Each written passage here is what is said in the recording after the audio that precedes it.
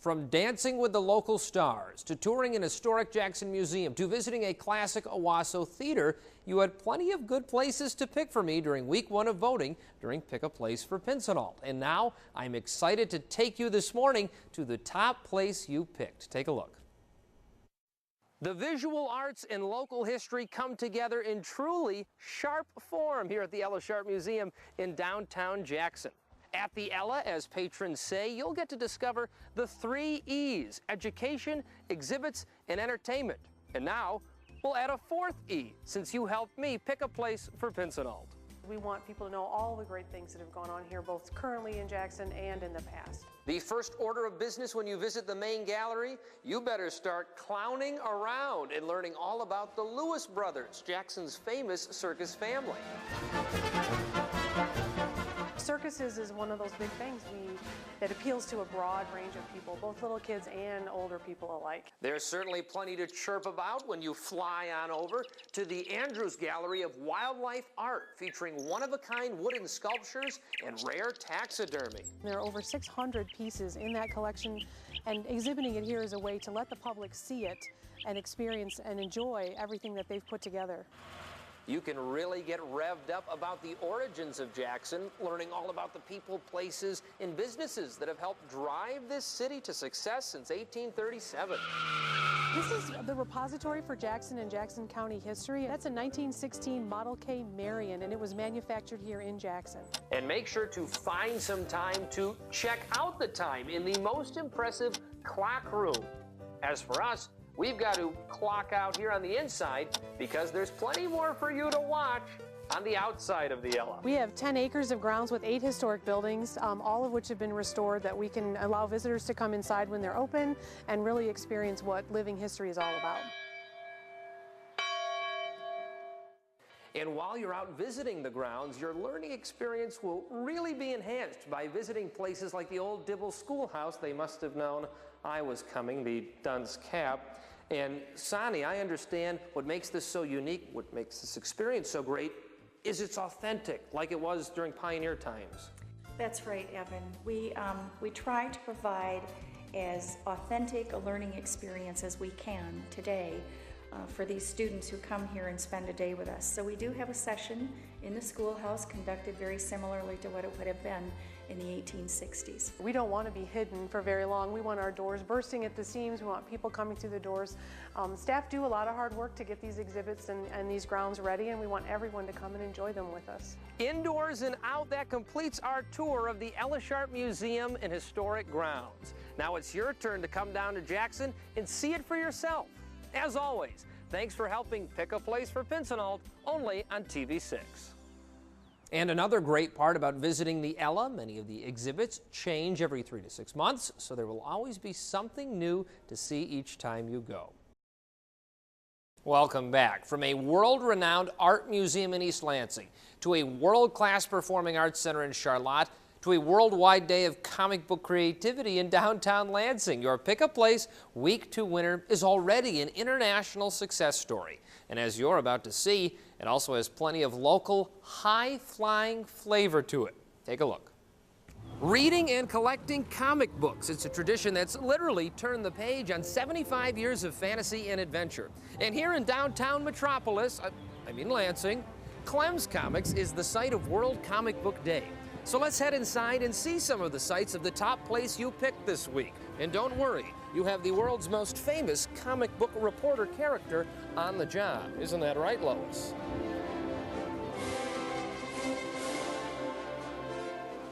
Hey, you look familiar. Don't give away my secret.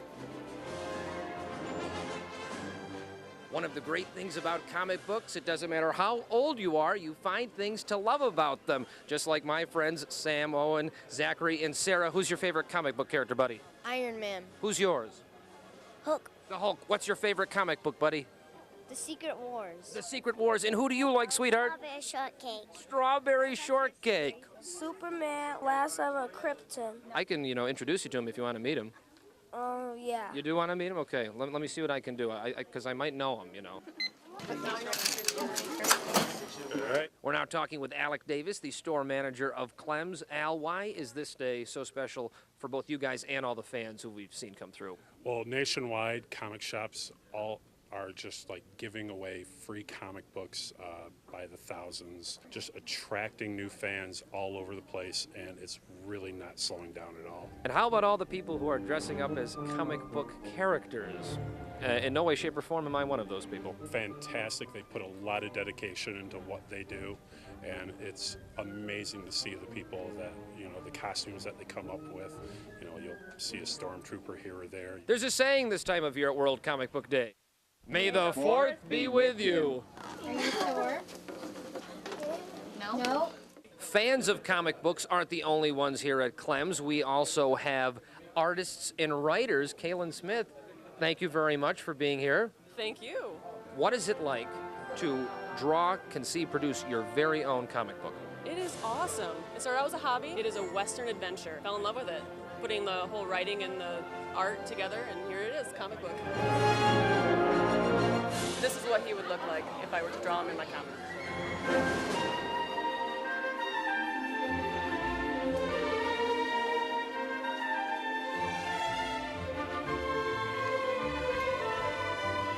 And we're ready for the big Clark Kent reveal. What do you think? I think it's super. Yes, it's super. Thank you. Thank you. And there you have it, a flyby tour of World Comic Book Day at Clem's Comics. Hey, there's no need to fear.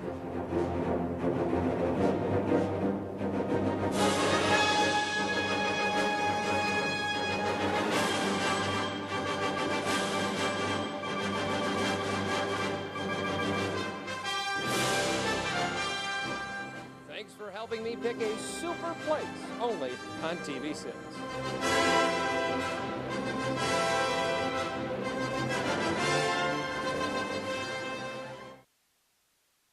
Ready to fly over to the other part of the studio. I think my cape fell off. Clem's Comics celebrates World Comic Book Day every May. You definitely want to check it out. Put it in your calendars for next year. What a fun afternoon that was. Music and magic always come together at whatever place the Lansing Symphony Orchestra plays. And because you picked their place for me, I'm happy to share with you all the high notes and even a few low notes about their sweet sounding success.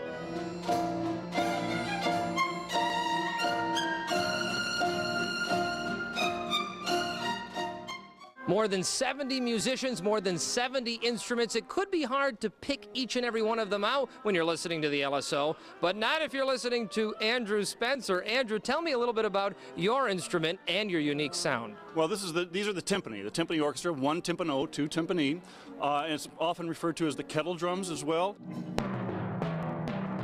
When the orchestra changes from one key to the next, I can just move this pedal here, and this drum will change pitch from here to here to here. So I can play tunes on this, or I can modulate with the orchestra. There's a lot of great musicians on this stage, but they might have many different ideas about how the piece would go. Just like with a basketball team or a football team, you have a lot of great athletes, and they all may have a different idea of how to get the ball into the right place, part of the field, right? So somebody has to come along and say, this is the path we're going to take. And so the gestures do that non-verbally so that we can make music spontaneously. Well, we all know I like to toot my own horn, but I'm very happy to be joined by the trombone section of the LSO. Mike, two-thirds, Mike and Ava. Ava, why do you enjoy what you do so much? It's one of the wonderful things about playing the trombone, because you've got this wide range of dynamics to work with. And that's, you know, that's how you play from your heart. Any tricks to the trombone trade, Mike? You got to play very loud. Not hide your heart and your emotions, just to, let it all out and be musical. An interview I've always wanted to conduct. Oh, yeah. Thank you, thank you. We are here with the LSO maestro, Tim Muffet. Thank you very much, maestro. Happy to be here. All right, now let's say, hypothetically, I were to take this baton from your hand, the magical baton, and I were to just do this. What would happen? I don't know. Let's find out.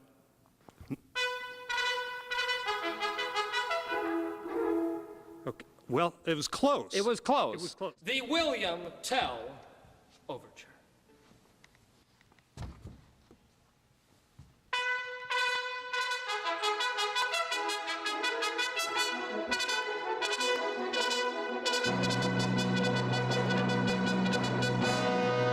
you're going to want to show them the tempo. The tempo. By how you give an upbeat. So you're going to give up in the tempo you want this to go. You know this tune, right? Yes, I do. This is the William Tell Overture, ladies and gentlemen. This is a very recognizable tune, even if I'm conducting.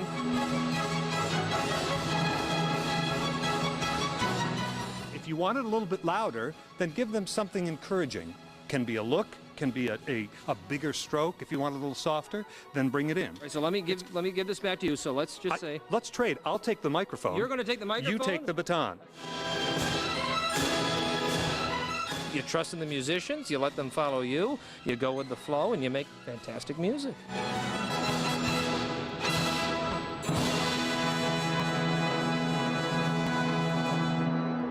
Your Lansing Symphony Orchestra. We just have extraordinary music to work with on a daily basis. And then to work with musicians like those of here, the Lansing Symphony, and to share it with an audience like we have here in Lansing that loves us and appreciates us, what more could you ask for? From my instrument to all of theirs, thanks for listening and learning all about the Lansing Symphony Orchestra. And as always, for helping me pick a place right here on TV6. 134 acres of natural fact-finding fun fill up the Fenner Nature Center in Lansing. And here at the top place you picked for me this week, you'll find and see firsthand how education and the environment go hand in hand, all in the great outdoors. But first, let's head indoors to see and learn more about how you can become a Fen-nerd. Here she is, the star of the show, the ultimate Fen-nerd. Meet Ruby the Turtle and Katie Woodhams, our program director. Katie, does she need to have the glasses on to make it official? No, she doesn't, but I brought him along for you. Okay, here, I'm going to officially become a Fen-nerd right now. There it is, ladies and gentlemen. We talked about hands-on. This is a perfect example of not only the kids who come in, but the adults too. They can really have fun and learn a lot.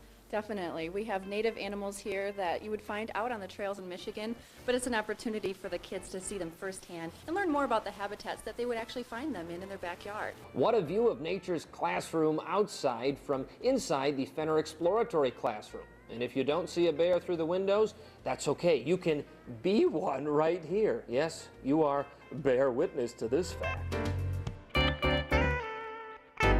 It means something different to every single person, and I think every person uses it different. We have our exhibits that people like to check out, but we encourage everybody to go outside. I took Katie's advice and came outside where you can walk more than 4.1 miles of trails all over Fenner, like down towards the pond by the Visitors Center, or up deep further into the woods to explore some of the plant and animal life. Not only can you come at your own leisure and walk the trails, do photography, field sketching, art, but you can attend one of our programs, whether it's our night hikes with our naturalists where we're calling for owls and doing bonfires, or our summer camps, or our Fenner Field School. No, you don't want to eat it? Okay, that's fine. You can take part in many nature-related projects out on the trails, out in the woods, just like our AmeriCorps team members are doing here. In fact, Janine, can I talk with you for a second? What are we doing out here today? Today we are helping Fenner Nature Center to clear out invasive species. This is called garlic mustard, and they're invasive. They actually choke out all of the native species that are supposed to be here. That's great. You see, had I not talked with you, I would have thought this was called Colonel Mustard. That's right.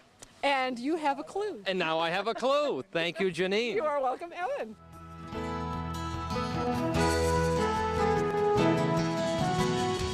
What a serene and picturesque scene, and it will only get even more beautiful when it is soon restored to a natural Michigan tall and short grass prairie. It's one of the many reasons you need to come back and visit this top place you picked, Fenner Nature Center in Lansing, and I'm certainly glad you helped me pick a place for Pinson-Alt all month long, only on TV6.